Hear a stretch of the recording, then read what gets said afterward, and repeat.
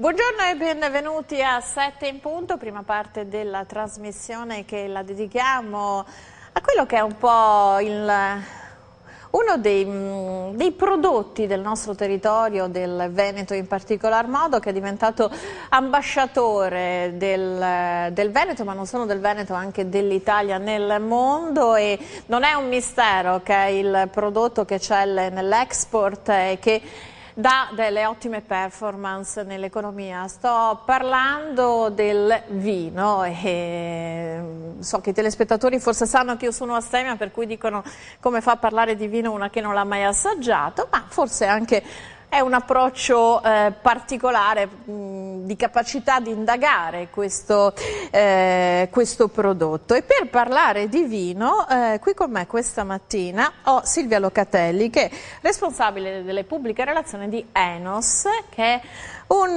magazine, una rivista, come vogliamo definirla? Un magazine di cultura del vino che è una novità del panorama editoriale. È una novità sicuramente, buongiorno, una novità sicuramente in Veneto, certamente nasce da un progetto che viene un po' più da lontano, in quanto nasce nella regione Sicilia 7 anni fa, e viste le performance che è riuscito ad ottenere l'editore Dario Pennica in Sicilia, in una terra in cui chiaramente le difficoltà sono sotto gli occhi di tutti, sono riusciti comunque a sopravvivere e ad avere un grande successo. E hanno sicuramente trovato una passione, hanno saputo cogliere una voglia dei lettori anche di seguire questo argomento, che non è certamente solo del vino. La rivista non è unicamente una rivista che si concentrerà sul vino, ma andrà a esplorare tutto il territorio, perché il vino è messaggero di tanti comparti, non sicuramente il vino in sé. Quindi il vino è esperienze, sono esperienze, fa parte della cultura, quindi anche della nostra cultura, in questo caso del Veneto, e sicuramente anche dei prodotti enogastronomici, e per quanto riguarda la passione riguarda anche certamente il turismo. Si può sostenere a buon diritto che il vino sia una sorta di grimaldello per portare alla scoperta di un territorio inteso non soltanto nelle sue eccellenze enogastronomiche, ma anche da un punto di vista culturale? Perché è inutile nascondersi dietro un dito, diventa quello stimolo che poi porta magari a visitare un sito, no? Proprio per l'eccellenza anche che riusciamo a dare non solo in Veneto, ma anche nelle regioni dove anche la vostra rivista credo si sia è focalizzata. Allora, Enos andrà sicuramente a coprire le 4 regioni che in termini di numerici e anche di performance del vino stesso sono quelle più al momento più in voga, diciamo quelle che stanno lanciando i prodotti migliori, o comunque stanno avendo un grande successo anche a livello internazionale. Quindi al momento c'è Enos Sicilia. Il 1° di dicembre presenteremo Enos Veneto, e nel 2017 nascerà Enos Toscana e a seguire Enos Piemonte. Queste saranno messe in rete, quindi Enos non è unicamente un prodotto cartaceo soprattutto, e quindi solo un prodotto da edicola. L'edicola ci sarà, molti ci chiedono come mai abbiamo... C'è anche l'edicola, io vorrei dire. C'è anche l'edicola. Come mai c'è anche l'edicola? Come mai c'è anche il cartaceo? Questa cosa oramai dimenticata. Perché c'è il cartaceo? È una sfida, sì, è un coraggio. Sì. Allora, intanto sicuramente l'editore ha una sana vena di follia, e questo lo contraddistingue, anche perché sennò non investirebbe con così tanta enfasi sul cartaceo. Il formato di Enos stesso è una sfida. Vogliamo far vedere perché questo è il formato, che è discretamente grande, ed è un formato importante. È un libro, sì, quasi, è più che una rivista, è un numero da conservare. No? È un numero che viene conservato, non sono contenuti che scadono, sono delle storie principalmente che riguardano il territorio, le cantine, i produttori, i prodotti enogastronomici e, come dicevo prima, il turismo. Perché il turismo? Il turismo perché comunque è collegato direttamente col territorio. Adesso stiamo cercando sempre di, nonostante la Regione Veneto sia la prima in Italia per numeri di turisti, Ciò non toglie che abbiamo delle zone affollatissime, come può essere appunto Venezia, che è qua vicino, e poi abbiamo dei territori. Ma ci sono buone speranze che finalmente facciano delle ricerche per regolamentare i flussi e trovare un giusto mezzo tra chi vorrebbe chiudere la città e chi invece vorrebbe lasciarla aperta a tutti, che è giusto che sia aperta a tutti, ma con un sistema, insomma, con una gestione. Enos avrebbe l'ambizione, ha l'ambizione di porre l'accento su dei territori che hanno delle bellezze che ancora sono, non dico sconosciute, ma sicuramente meno conosciute rispetto alle Dolomiti, rispetto a Venezia, rispetto anche alla stessa Verona città. Ci sono dei territori che ancora meritano assolutamente di essere visitati e al momento sono abbastanza sconosciuti. Sicuramente l'enoturismo in questo momento è in crescita, è un settore che fa 10.000 visitatori nel 2015, prevedono 10 milioni e 12 milioni l'anno prossimo, quindi sono numeri importanti. Cantine Aperte ha fatto 1 milione di visitatori pochi mesi fa e Calici di Stelle ne fa altrettanti, quindi vuol dire che c'è un grande interesse sia a livello italiano che a livello internazionale. Le esperienze che si possono fare tramite questo tipo di turismo sono infinite, abbiamo dei territori che ce lo concedono, ci sono delle cantine che oramai sempre più si stanno attrezzando in questo settore. E allora cosa succede?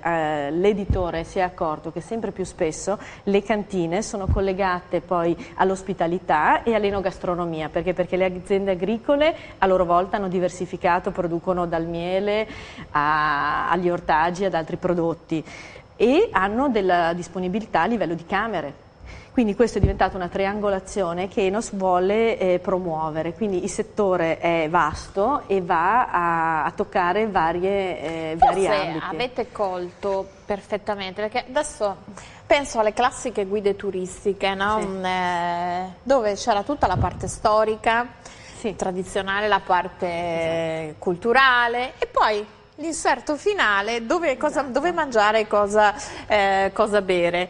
Adesso invece si è capito, perché io quando parlavo di vino ma anche di prodotti enogastronomici come Grimaldello, proprio questo, cioè quella la molla, che in un tempo forse la molla era andare a vedere un monumento, perché non lo so, oggi c'è una molla diversa anche per una dimensione più slow, no, del turismo, e andare a cercare la tipicità, l'eccellenza, perché poi l'Italia propone questo tipo di eccellenza, ha dei monumenti enogastronomici, e quindi partire dal prodotto enogastronomico potrebbe essere anche una nuova lettura e anche un nuovo modo di fare turismo? È un nuovo modo di fare turismo che segue l'onda che ci viene indicata dai turisti stessi e dai clienti in questo momento. I clienti in questo momento desiderano avere una vacanza che ha a che fare sia con l'esperienza, che ti lasci qualcosa dentro, quindi sicuramente l'assaggio, la degustazione in cantina, il parlare col proprietario, il produttore. Spesso sono famiglie che producono, quindi c'è tutta la storia della famiglia dietro, magari da generazioni, e questo affascina gli stranieri come anche gli italiani.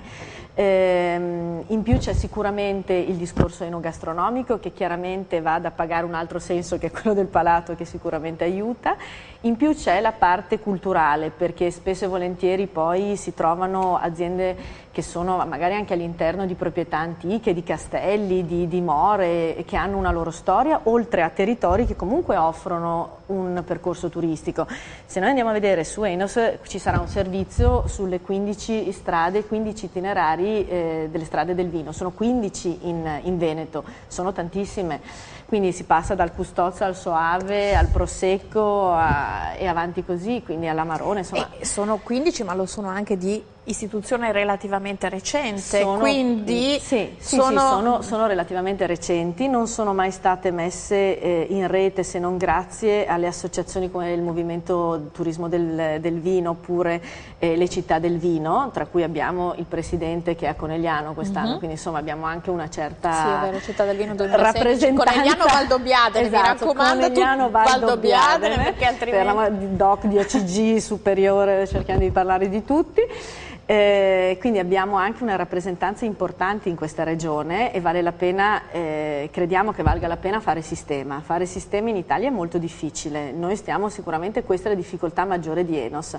Enos viene tradotto anche in inglese e in cinese, Enos è sul web, viene scaricato con l'app dall'Apple Store, si può scaricare sugli iPad, sui Però tablet. lei non mi ha ancora risposto perché la sfida del cartaceo. La perché sfida del si cartaceo conserva, perché diventa anche un allora, viaggio che continua una volta che si è tornati a casa? Allora, la sfida del cartaceo ha due ragioni. Una, la prima, è creare dei contenuti di qualità.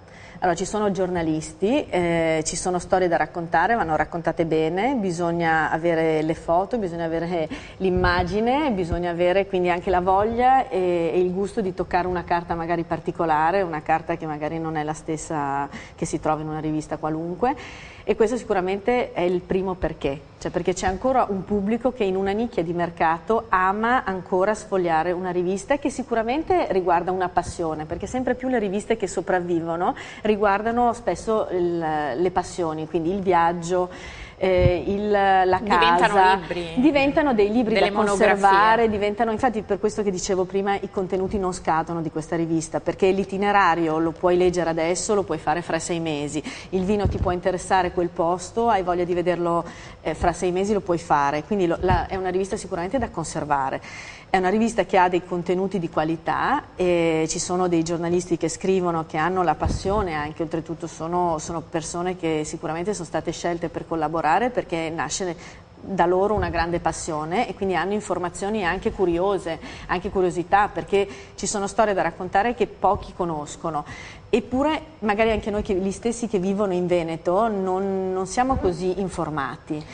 Voi avete scelto proprio quasi come linea editoriale raccontare le storie e attraverso le storie, quindi quando io sento il termine storia penso alle persone, si raccontano le persone, quindi un ritornare anche all'umanizzazione, se vogliamo, del racconto, una sorta di umanesimo che ritorna e anche riappropriarsi di quella dimensione emozionale a cui lei faceva riferimento, no? Perché quindi abbiamo voglia di emozioni, di sensazioni, e magari attraverso la rivista, il magazine, uno può viaggiare anche stando fermo. Sì, perché con tutto il rispetto per la rete, io sarà che non sono un nativo digitale, come è abbastanza intuibile, però la rete rimane qualcosa che un po' ghiaccia le emozioni, un po' come il vinile nella musica e il digitale, il CD, no? Sì, intanto la rivista non dà giudizi sul vino, quindi già si differenzia totalmente da tutte le guide, da tutte le riviste che ci sono a livello nazionale, non ha un lessico da addetti ai lavori, quindi è una rivista per un pubblico estremamente vasto, proprio di appassionati, di persone che hanno voglia di conoscere un territorio, le sue eccellenze tramite magari appunto il discorso del viaggio in cantina, e questo è un trend assolutamente in crescita. Quindi abbiamo semplicemente colto ciò che ad esempio in Sicilia sta già avvenendo e anche qua sempre di più. Quello che l'editore ama sempre ripetere è che sicuramente la rivista non ha contenuti che scadono, ciò vuol dire che Enos va conservato e il web non lo conservi, sì, lo conservi sullo schermo, ti fai uno screenshot e te lo metti nel telefono, per l'amor del cielo, però la rivista andare in giro con un hard disk sotto il braccio è ancora sempre un po' robotizzante. E comunque per il tipo di distribuzione che avremo, che oltre alle edicole verrà distribuita anche in certi tipi di hotel, nei ristoranti, in certe situazioni particolari in cui si presta appunto a essere letta in modo rilassato, ecco, deve essere un piacere, deve essere appunto l'appagamento di una passione. Quanto io ho sempre quelle volte che sono in vacanza, quando arrivo in un albergo o in una situazione, una struttura ricettiva, mi piacerebbe sempre trovare, abbinato magari al